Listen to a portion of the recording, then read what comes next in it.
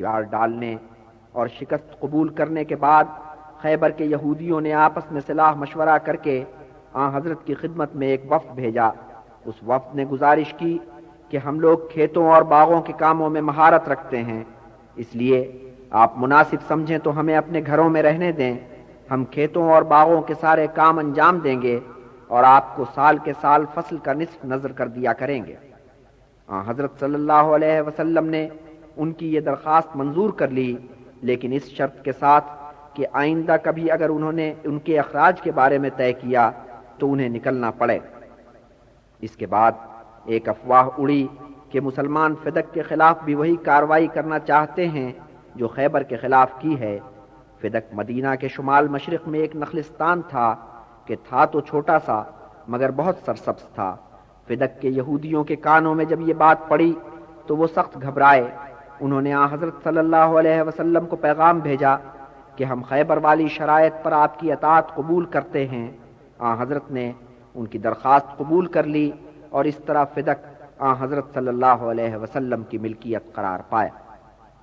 جب سارے عہد معاہدے ہو گئے تو ایک اور ہی گل کھلا۔ سلام ابن مشکام کی جوزہ نے کہ جو اب بیوہ تھی حضرت کی تواضع اس طرح کی کہ ایک دمبا بھون کر پیش کیا اور اس میں زہر ملا دیا۔ اس نے یہ معلوم کر لیا کہ حضرت کو دستی زیادہ پسند ہے، اس لیے اس حصے میں زہر زیادہ ملایا۔ حضرت صلی اللہ علیہ وسلم نے لقمہ منہ میں رکھا تھا کہ آپ کو احساس ہو گیا کہ اس میں زہر ملا ہوا ہے۔ آپ نے لقمہ فوراً تھوک دیا، مگر ایک صحابی بشیر اس وقت تک لقمہ نگل چکے تھے، ان پر زہر نے فوراً اثر کیا اور وہ اللہ کو پیارے ہو گئے۔ حضور صلی اللہ علیہ وسلم نے اس عورت کو طلب کیا اور پوچھا کہ اے عورت تو نے ایسا کیوں کیا؟ اس عورت نے جواب دیا کہ آپ نے میرے قوم والوں کے ساتھ جو کچھ کیا ہے اور جس طرح میرے باپ، چچا اور شوہر کو قتل کیا ہے، اس کے بعد مجھے یہی کرنا تھا۔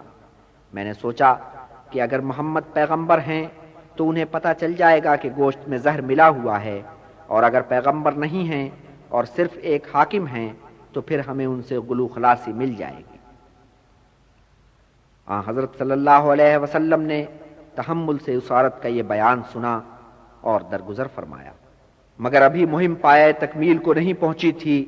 واپس ہوتے ہوتے حضرت صلی اللہ علیہ وسلم نے لشکر کا رخ موڑا اور مغرب کی سمت میں بڑھ کر وادی القریٰ کے یہودیوں کا محاصرہ کر لیا۔ ان یہودیوں نے اہل خیبر کے ساتھ مل کر مسلمانوں کے خلاف کارروائی کی تھی۔ محاصرہ 3 دن تک جاری رہا۔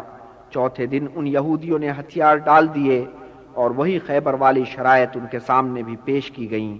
وہ شرائط انہوں نے منظور کر لی، سو وادی القریٰ کی مہم بھی سر ہوئی۔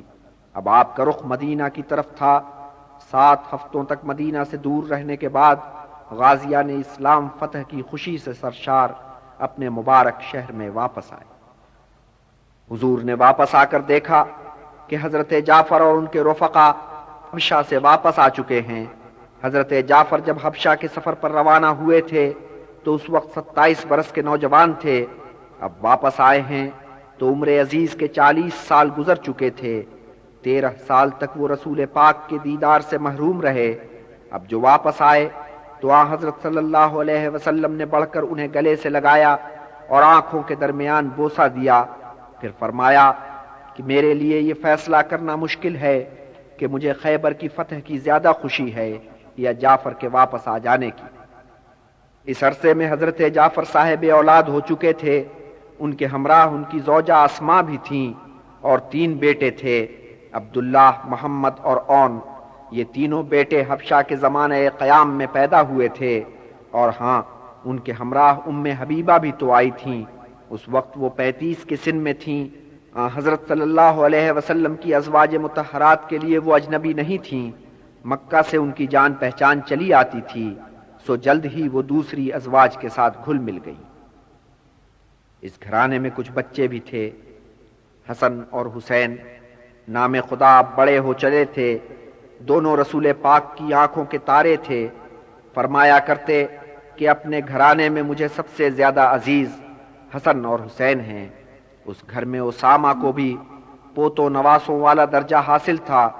کتنی مرتبہ یہ ہوا کہ حضرت صلی اللہ علیہ وسلم نے ایک ہاتھ حسن پہ رکھا اور دوسرا اسامہ کے سر پر اور فرمانے لگے، اے اللہ مجھے یہ بچے بہت عزیز ہیں، تو بھی انہیں عزیز رکھ۔ اب مدینہ میں امن و چین تھا، یہودیوں کی قرار واقعی سرکوبی ہو چکی تھی، خیبر اب مفتوحہ علاقہ تھا، کسی طرف سے کوئی بڑا خطرہ درپیش نہیں تھا۔ ہاں اکا دکا مخاصمت رکھنے والے قبیلے کی سرکوبی کا بندوبست کیا گیا۔ بنی حوازن کے کچھ قبیلے مسلمانوں سے خار کھاتے تھے، ان کی وجہ سے یمن جانے والی راہ غیر محفوظ ہو گئی تھی۔ حضور صلی اللہ علیہ وسلم نے حضرت عمر رضی اللہ تعالی عنہ کی سرکردگی میں ایک مہم روانہ کی۔ دوسری مہم حضرت ابو بکر رضی اللہ تعالی عنہ کی سرکردگی میں بنی غطفان کے خلاف روانہ کی گئی۔ ایک اور مہم بنی مرہ کے خلاف روانہ کی گئی۔ بنی مرہ کا علاقہ فدق سے لگتا تھا۔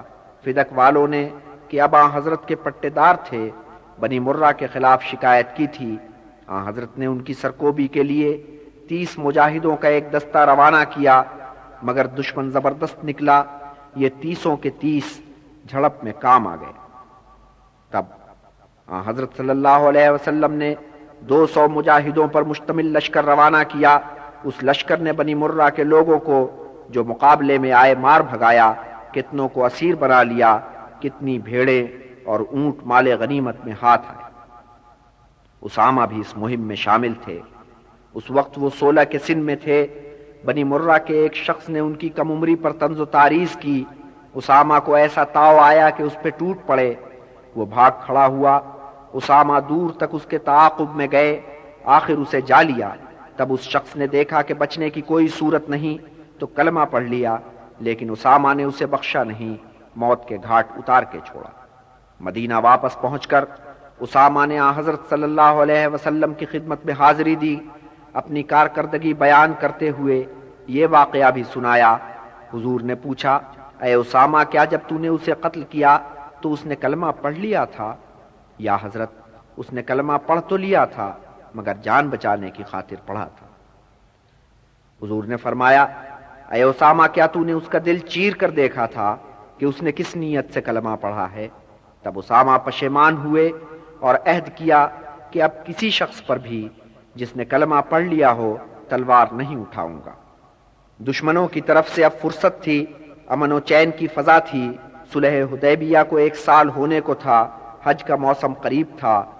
حضرت صلی اللہ علیہ وسلم نے سفر حج کی تیاریاں شروع کر دیں۔ 2000 مسلمان سفر کے لیے تیار تھے، ان میں وہ مسلمان بھی شامل تھے جو پچھلے برس حج پر روانہ ہوئے تھے اور حدیبیہ کے مقام سے پلٹ آئے تھے۔ سال کے دوران ان میں سے جو دنیا سے سفر کر گئے ان سے قطع نظر باقی سب قافلے میں شامل تھے۔ کچھ لوگ ان کے علاوہ بھی تھے، ایک ان میں حضرت ابو ہریرہ تھے۔ حضرت ابو ہریرہ کا تعلق بنی دوست سے تھا۔ وہ اپنے قبیلے کے کچھ لوگوں کے ساتھ جنگ خیبر کے دنوں میں مدینہ وارد ہوئے تھے، بالکل مفلس تھے، سو اصحاب صفہ میں شامل ہو گئے تھے۔ یوں تو قبول اسلام کے بعد ان کا نام عبد الرحمن رکھا گیا تھا، مگر لوگوں کی زبان پر ابو ہریرہ کا نام ایسا چڑھا ہوا تھا کہ مسلمان ہو جانے کے بعد بھی وہ ابو ہریرہ کے نام سے ہی یاد کیے جاتے تھے۔ ابو ہریرہ یعنی بلی کا باپ۔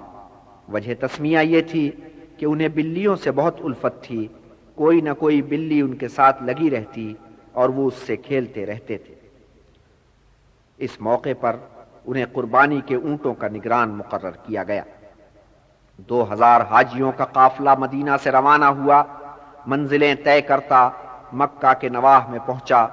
قریش کو جب یہ اطلاع ملی تو انہوں نے پچھلے برس کے معاہدے کو یاد کیا اور شہر سے نکل گئے۔ اب مکہ شہر خالی تھا۔ اہل قریش نے اپنے گھروں سے نکل کر ارد گرد کی پہاڑیوں پر ڈیرے ڈال لیے تھے۔ قریش کے اکابرین کے ابو قبیس پر خیمہ زن تھے، وہاں سے مسجد الحرام صاف نظر آتی تھی۔ اچانک انہیں دور سے آوازیں آنی شروع ہوئیں۔ ان کے کان کھڑے ہوئے، کان لگا کر سننے لگے کہ یہ کیسی آوازیں ہیں۔ لبیک اللہم لبیک، وہی پرانی آواز جو حج کے ہنگام صدیوں سے اس فضا میں گونج رہی تھی۔ اے میرے معبود میں تیرے حضور حاضر ہوں۔ آوازیں اب صاف سنائی دے رہی تھیں اور ایک جلوس بڑھتا چلا آ رہا تھا۔ حاجیوں کی ایک لمبی قطار، سر برہنہ، بدن پر ایک سفید لتا، آگے آگے رسول اپنی اونٹنی قصوہ پہ سوار تھے۔ عبداللہ ابن رواحہ رضی اللہ تعالیٰ عنہ اونٹنی کی مہار پکڑے چل رہے تھے، باقی کوئی پا پیادہ کوئی ناقہ سوار۔ اس شان سے یہ جلوس مکہ میں داخل ہوا، رخ اس کا کعبے کی سمت تھا۔ حضرت صلی اللہ علیہ وسلم نے مسجد الحرام کے سامنے پہنچ کر چادر کو جو اوڑھے ہوئے تھے اس طرح درست کیا کہ ایک طرف سے اپنے بائیں کندھے پہ ڈال کر اور دوسری طرف سے داہنی بغل کے نیچے سے گزار کر اپنے مبارک جسم پر ڈال لی اور اپنا دایاں بازو باہر نکال لیا۔ دوسرے اصحاب نے بھی آپ کی تقلید میں اپنی اپنی چادر اسی طور درست کی۔ تب حضور صلی اللہ علیہ وسلم اسی طرح اپنی اونٹنی پر سوار خانہ کعبہ کے جنوب مشرقی گوشے میں پہنچے اور احترام سے سنگ اسود کو مس کیا۔ پھر آپ نے 7 مرتبہ حرم کا طواف کیا۔ اس کے بعد آپ کوہ صفا کے دامن میں تشریف لے گئے اور صفا اور مروہ کے درمیان 7 پھیرے کیے۔ یہ پھیرے آپ نے کوہ مروہ کے قریب جا کر تمام کیے۔ یہاں آپ نے ایک اونٹ کی قربانی دی اور اس کے بعد سر پر استرا پھروایا۔ تب آپ مسجد الحرام کی طرف واپس آئے۔ اب آپ خانہ کعبہ میں داخل ہونے کی نیت رکھتے تھے، مگر آپ نے دیکھا کہ دروازے میں تالا پڑا ہوا ہے۔ کلید کعبہ بنی عبدالدار کے کسی شخص کے پاس تھی۔ حضور صلی اللہ علیہ وسلم نے ایک شخص کو چابی لینے کے لیے بھیجا، مگر اکابرین قریش کی طرف سے جواب آیا کہ معاہدے میں ایسی کوئی شرط نہیں ہے کہ ہم خانہ کعبہ کی کلید آپ کے حوالے کریں۔ معاہدے کے مطابق آپ کو صرف حج کا فریضہ ادا کرنا ہے۔ حج کا فریضہ ادا کرنے کے لیے خانہ کعبہ میں داخل ہونا ضروری نہیں ہے۔ سو مسلمان خانہ کعبہ میں داخل ہونے کی سعادت سے محروم رہے، مگر جب دوسرا پہر چڑھا اور سورج اپنی بلندیوں پر پہنچا تو حضرت نے حضرت بلال سے کہا، اے بلال، خانہ کعبہ کی چھت پر چڑھو اور اذان دو۔ اور حضرت بلال رضی اللہ تعالیٰ عنہ نے خانہ کعبہ کی چھت پر چڑھ کر اذان دی اور ان کی بلند آواز پوری وادی مکہ میں گونج گئی اور پہاڑوں کی چوٹیوں تک گئی۔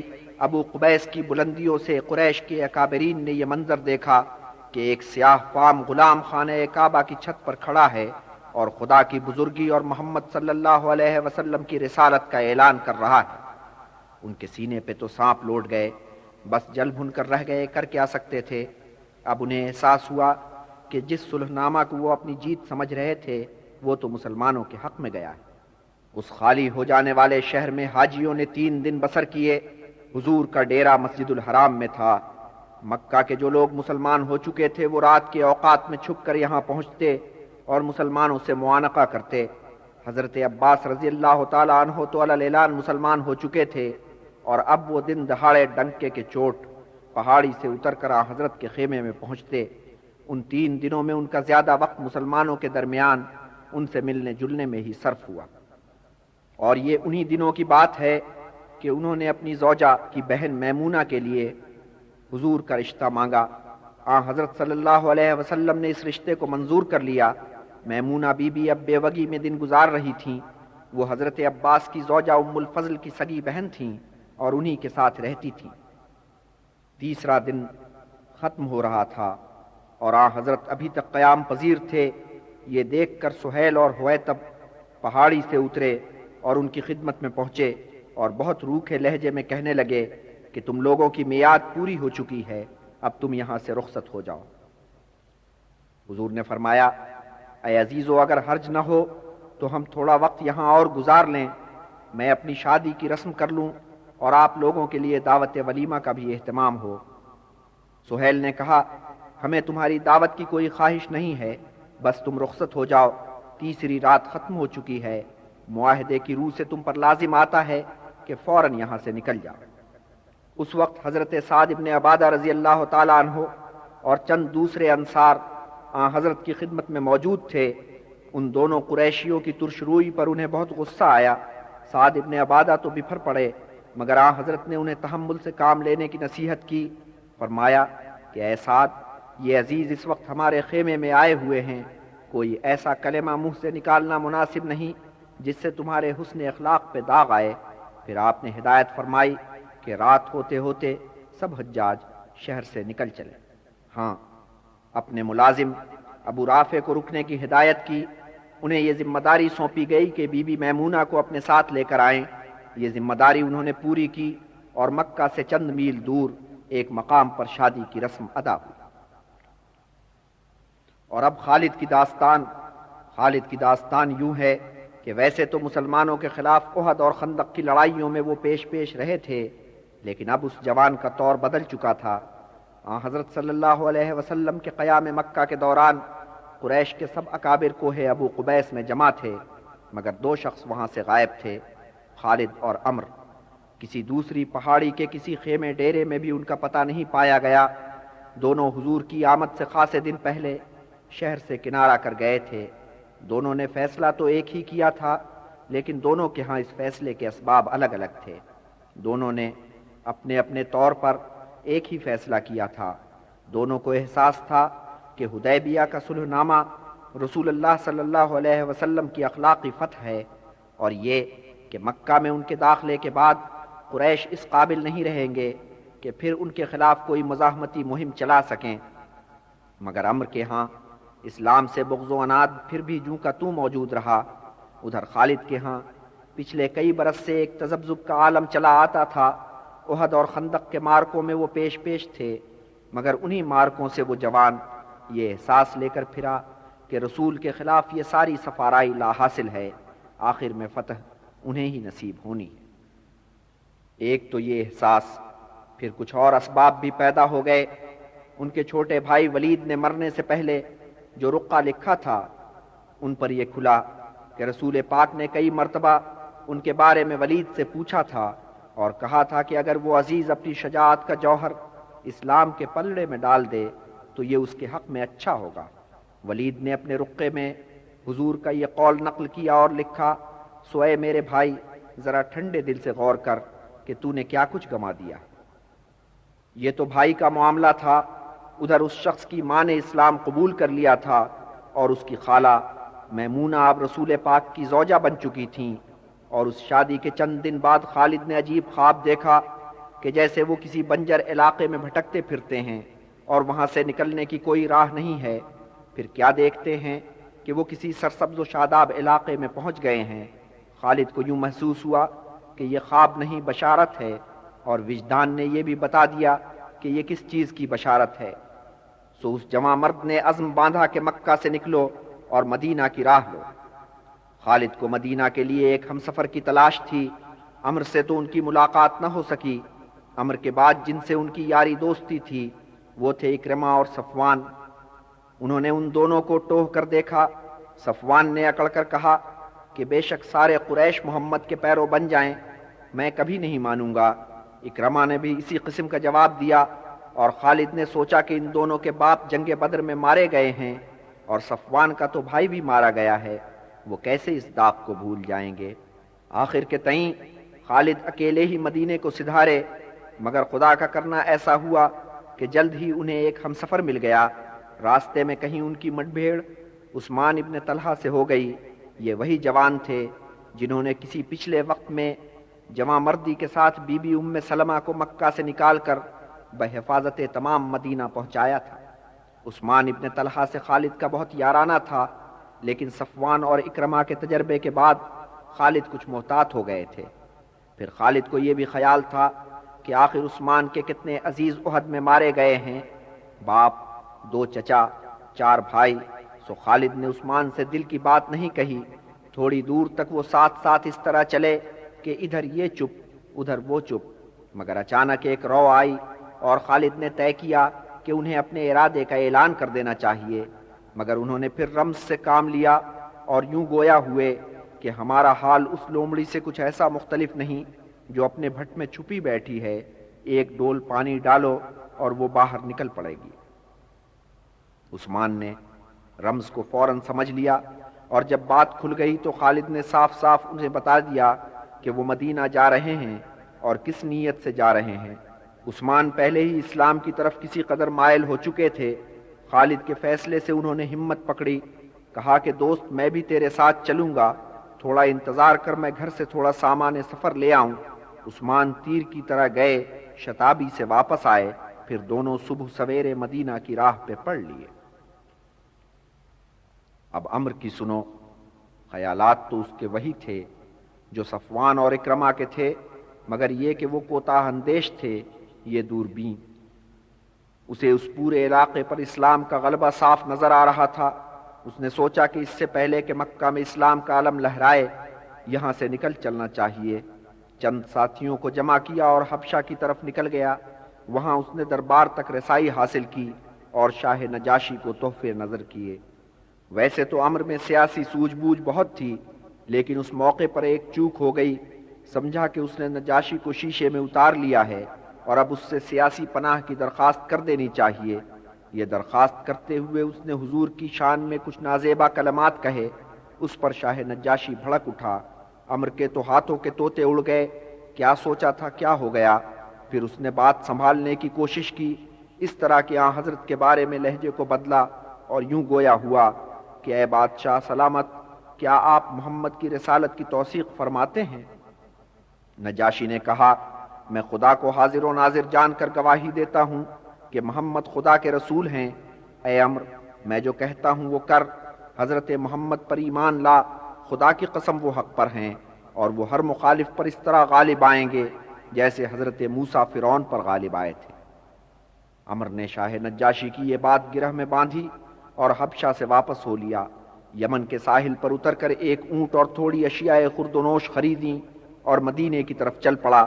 راستے میں اس کی مٹ بھیڑ خالد اور عثمان بن طلحہ سے ہوئی۔ پھر یہ تینوں ساتھ چل کر مدینہ پہنچے۔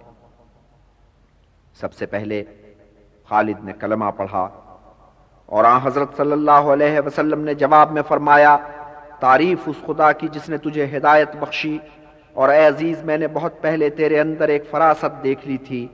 میں نے جان لیا تھا کہ بالآخر تو نیکی کی طرف آئے گا۔ خالد نے کہا، یا رسول پاک، آپ جانتے ہیں کہ میں نے کس طرح آپ کے خلاف جنگوں میں حصہ لیا اور حق کی مزاحمت کی، سو آپ اس گنہگار کے حق میں خدا سے دعا کریں کہ وہ مجھے معاف کر دے۔ حضور نے فرمایا، اے خالد، اسلام ہر پچھلے داغ کو دھو ڈالتا ہے۔ حضرت خالد رضی اللہ تعالی عنہ نے فرمایا، پھر بھی یا حضرت، میں آپ سے دعا کی التجا کروں گا۔ تب جناب نے ہاتھ اٹھائے اور دعا کی کہ اے پروردگار، خالد نے حق کے خلاف جو کام کیے ان سے درگزر کر اور اسے معاف فرما۔ اس کے بعد عثمان اور عمر نے کلمہ پڑھا اور مسلمان ہوئے، اور بعد میں عمر نے اپنی کیفیت یوں بیان کی کہ اس گھڑی عقیدت و احترام کا میرے ہاں یہ عالم تھا کہ میں آنکھ اٹھا کر رسول پاک کے چہرے کو دیکھنے کی تاب نہیں رکھتا تھا۔ انہی دنوں میں دو اور ایسے شخص مسلمان ہوئے جن کے مشرف بہ اسلام ہونے سے مسلمانوں کے حلقوں میں خوشی کی لہر دوڑ گئی۔ ایک جبیر ابن مطعم اور دوسرے عقیل کہ حضرت علی اور حضرت جعفر کے بھائی تھے۔ اور جب عقیل نے کلمہ پڑھا تو حضور یوں بولے کہ اے عقیل، میں تجھ سے دگنا الفت رکھتا ہوں، ایک اس وجہ سے کہ تجھ سے میرا بہت قریب کا رشتہ ہے، دوسرے اس وجہ سے کہ مجھے معلوم ہے کہ میرے چچا تجھے کتنا چاہتے تھے۔ خوشی کی اس فضا میں غم کی بھی ایک واردات گزر گئی۔ حضرت کی صاحبزادی زینب اللہ کو پیاری ہو گئیں۔ آپ نے بیٹی کی نماز جنازہ پڑھائی اور قبر کے سرہانے بیٹھ کر ان کی مغفرت کے لیے دعا کی۔ حج سے واپسی کو 3 مہینے گزرے ہوں گے کہ رسول پاک نے 15 مسلمانوں کا ایک تبلیغی وفد ترتیب دیا۔ یہ وفد اس ہدایت کے ساتھ روانہ کیا گیا کہ تم امن کے پیامی بن کر شام کی سرحد پر جاؤ اور وہاں آباد قبیلوں کو اسلام قبول کرنے کی دعوت دو، مگر ادھر سے اس پرامن مہم کا جواب تیروں سے دیا گیا۔ ان امن پسندوں نے تھوڑا بہت اپنا دفاع کیا، مگر وہ کسی جنگی تیاری کے ساتھ تو آئے نہیں تھے، اور تعداد میں لے دے کے 15 تھے۔ ایک ایک کر کے 14 نے شہادت پائی، صرف ایک مسلمان وہاں سے زندہ واپس ہوئے۔ اسی کے ساتھ ایک واقعہ اور گزر گیا۔ آپ نے قیصر روم کے نام ایک رقعہ لکھ کر ایک قاصد کے حوالے کیا کہ نام اس کا ضیاء الکلبی تھا۔ آپ نے اب سے پہلے بھی ایک رقعہ قیصر روم کے نام لکھا تھا اور صوبہ بوستر کے حاکم کو بھیجا تھا کہ وہ اسے قیصر روم کو بھجوا دے۔ اس رقعے کا کوئی جواب نہیں آیا تھا۔ اب حضور نے یہ دوسرا رقعہ روانہ کیا تھا، مگر رستے میں بنی غسان کے آدمیوں نے قاصد کو پکڑ لیا اور اسے قتل کر ڈالا۔ تب حضور نے 3000 کا ایک لشکر تیار کیا اور اس کی کمان زید ابن حارثہ کے سپرد کی۔ ہدایت یہ فرمائی کہ اگر زید شہید ہو جائیں تو جعفر ان کی جگہ علم سنبھالیں، جعفر بھی شہید ہو جائیں تو عبداللہ ابن رواحہ ان کی جگہ لیں اور علم سنبھالیں۔ اگر یہ تینوں کام آ جائیں تو پھر غازی خود اپنا سالار منتخب کر لیں۔ پھر آپ نے زید کو ایک سفید پھریرے والا علم عنایت کیا اور اپنے اصحاب کو ساتھ لے کر زید کو رخصت کرنے کے لیے چلے۔ عبداللہ ابن رواحہ جب اس مہم پر روانہ ہوئے تو انہوں نے ایک یتیم لڑکے کو بھی، جس کے وہ سرپرست بنے ہوئے تھے، اپنے ساتھ گھوڑے پر بٹھا لیا، اور اس لڑکے نے یوں بیان کیا کہ میں نے دیکھا کہ عبداللہ ابن رواحہ شعر پڑھ رہے ہیں، جس کا مضمون یہ تھا کہ لشکر اسلام جب میدان جنگ سے واپس ہو تو کیا اچھا ہو کہ وہ وہیں میدان میں سوئے ہوئے رہ جائیں۔ میں نے یہ شعر سنے اور میں رویا، اور اس بزرگ نے مجھے کوڑا مارا اور کہا، اے کم نصیب، اگر مجھے شہادت نصیب ہو جائے اور مجھے دنیا کے غم و آلام سے نجات مل جائے اور تو بحفاظت تمام گھر واپس پہنچ جائے تو تجھے اس پر کیا اعتراض ہے؟ پھر ایک پڑاؤ پر میں نے دیکھا کہ انہوں نے نماز ادا کی اور لمبی دعا کی، پھر مجھے آواز دی، میں نے جواب دیا کہ آقا میں حاضر ہوں، اور انہوں نے کہا، اللہ نے چاہا تو مجھے شہادت کا مرتبہ ملے گا۔ جب یہ لشکر شام کی سرحد پہ پہنچا تو اسے پتا چلا کہ شمال کے قبیلے والے وہاں کثیر تعداد میں جمع ہیں۔ ادھر قیصر روم کے نائب نے بھی کمک بھیج دی ہے، کل ملا کر 1,00,000 کا لشکر تھا۔ ادھر لے دے کے 3,000 غازی تھے۔ حضرت زید نے رفقا کو جمع کیا، پوچھا کہ اے غازیو، اس باب میں تم کیا کہتے ہو؟ اکثریت کی رائے یہ تھی کہ حضور کو صورتحال سے آگاہ کرنا چاہیے، وہ مناسب سمجھیں گے تو مزید کمک بھیجیں گے یا واپسی کا حکم فرمائیں گے۔ مگر حضرت زید کا استدلال سیدھا سچا تھا، یا تو فتح ہمارے قدم چومے گی یا ہمیں شہادت کا مرتبہ ملے گا، کامرانی دونوں صورتوں میں ہمارا مقدر ہے، سو اے غازیو آگے بڑھو اور دشمن پر ٹوٹ پڑو۔ حضرت زید کی تقریر نے اپنا اثر دکھایا، غازی جوش و خروش کے ساتھ آگے بڑھے۔ آگے بڑھتے بڑھتے بالآخر وہ اس مقام پر پہنچ گئے جہاں سامنے دشمن کا لشکر کیل کانٹے سے لیس کھڑا تھا۔ کیا لشکر تھا، کیا اس کا جاہ و حشم تھا!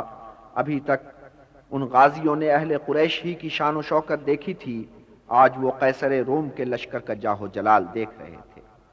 حضرت زید یہ نہیں چاہتے تھے کہ فوراً تصادم ہو جائے، کیونکہ یہاں زمین کا ڈھلان اس طرح سے تھا کہ فوجی نقطۂ نگاہ سے ان کے خلاف جاتا تھا۔ انہوں نے لشکر کو حکم دیا کہ یہاں سے پیچھے ہٹ کر موتا کے مقام پر مورچہ جماؤ۔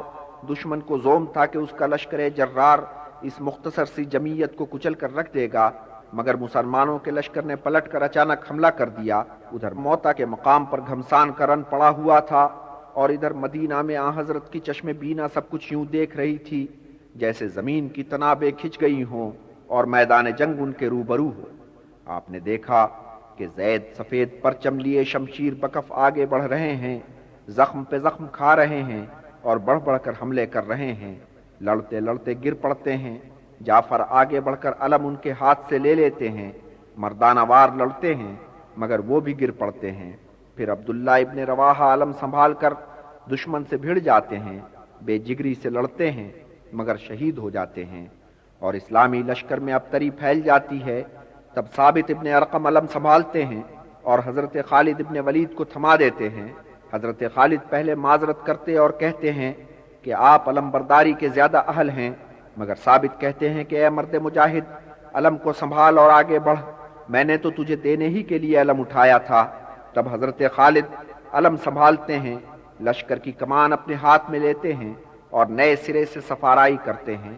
اس خوبی سے لشکر کو لڑاتے ہیں کہ دشمن کے لشکر کی پیش قدمی رک جاتی ہے۔ حضرت خالد رضی اللہ تعالیٰ عنہ یہ کمال دکھاتے ہیں کہ پورے لشکر کو دشمن کے ٹڈی دل لشکر کی زد سے بچا لے جاتے ہیں، اور 3 قائدین سے قطع نظر صرف 5 غازی مارکے میں کام آتے ہیں۔ حضرت صلی اللہ علیہ وسلم یہ سارا منظر چشم بینا سے دیکھتے ہیں اور فرماتے ہیں، اب اس جمع مرد نے علم سنبھالا ہے جو اللہ کی تلوار ہے، اور اب اللہ نے ان کے بچاؤ کی راہ پیدا کر دی۔ حضرت صلی اللہ علیہ وسلم جنگ کا احوال بیان کر رہے تھے اور آپ کی آنکھوں سے آنسو جاری تھے کہ رخسار مبارک تربتر ہو گئے تھے۔ نماز کا وقت آیا تو آپ نے نماز پڑھائی اور اس کے بعد مسجد سے اٹھ گئے۔ آپ کا یہ طور چلا آتا تھا کہ نماز کے بعد نمازیوں کے مجمع سے خطاب کیا کرتے تھے، مگر آج ظہر سے عشاء تک ہر نماز کے وقت آپ نے نماز پڑھائی اور خطاب کیے بغیر مسجد سے اٹھ گئے۔ حضور مسجد سے نکلے اور حضرت جعفر کے گھر پہنچے۔ فرمایا کہ اے اسما، جعفر کے فرزندوں کو میرے پاس لا۔